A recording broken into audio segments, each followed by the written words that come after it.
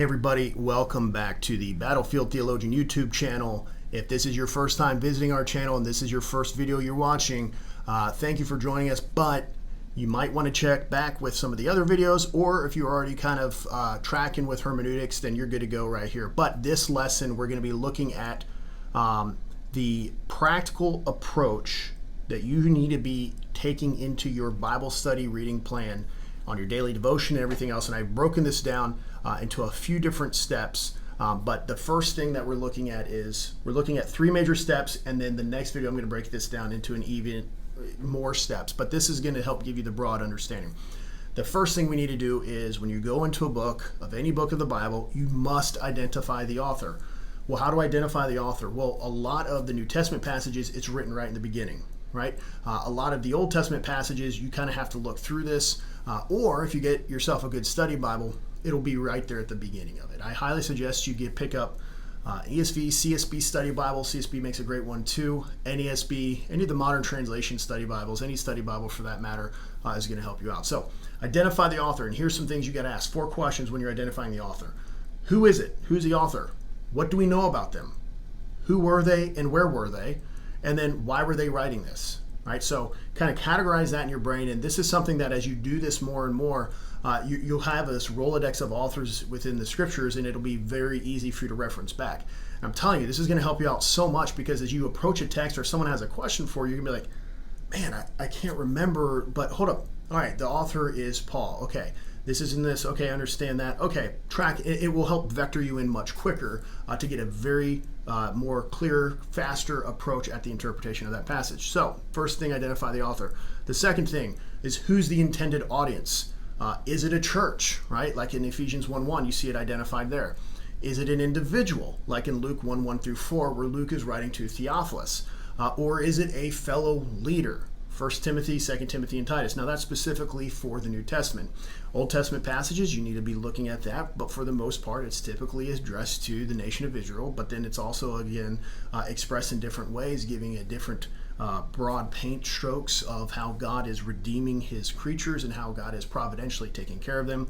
So the second thing is who was the intended audience. The third thing is what is the meaning of their message? What is the meaning of their message? Any type of oral or written communication involves 3 expressions of meaning. 1, what the speaker or writer meant by what he or she said, right? 2, what the recipient actually understood by the statement. And then 3, what meaning is actually encoded in the text or utterance itself. Let me break this down for you real quick.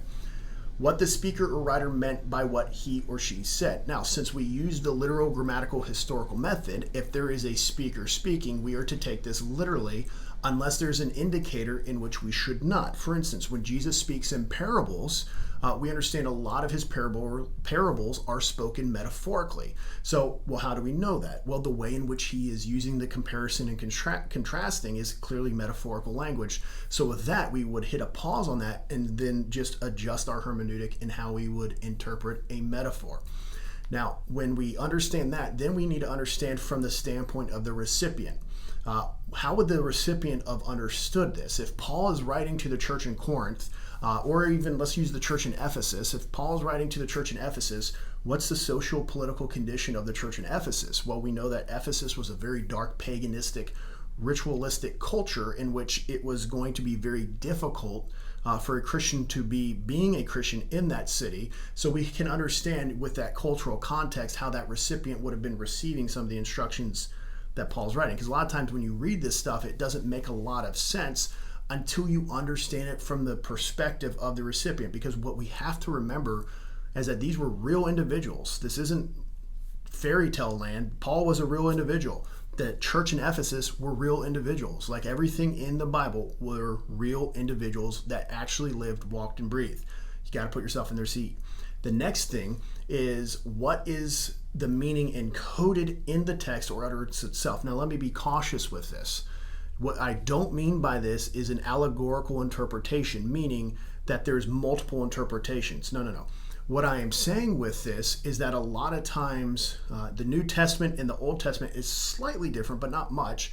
Is in the Old Testament, there's a lot of prophetic messianic prophecies in the Old Testament, but not every single sentence and structure within the Old Testament is kind of a Christocentric hermeneutic, and that's an issue that a lot of people are dealing is they read Jesus into every single Old Testament passage. Now, yes, the Old Testament points to Jesus, but not every passage is an allegorical interpretation to point to Jesus, right? There's that scarlet thread that goes all throughout into the culmination of the Messiah, but not every passage is referencing directly, indirectly, or allegorically to Christ, and that's also a very dangerous method of using allegory to interpret the text. So what do I mean by this is, what was the author's intent by why he was saying that? What does that mean, and how did it apply to them? Because when I can figure out what it and how it applied to that audience, then I can immediately figure out, is this transcultural that belongs to me, or is this something that actually can apply to me?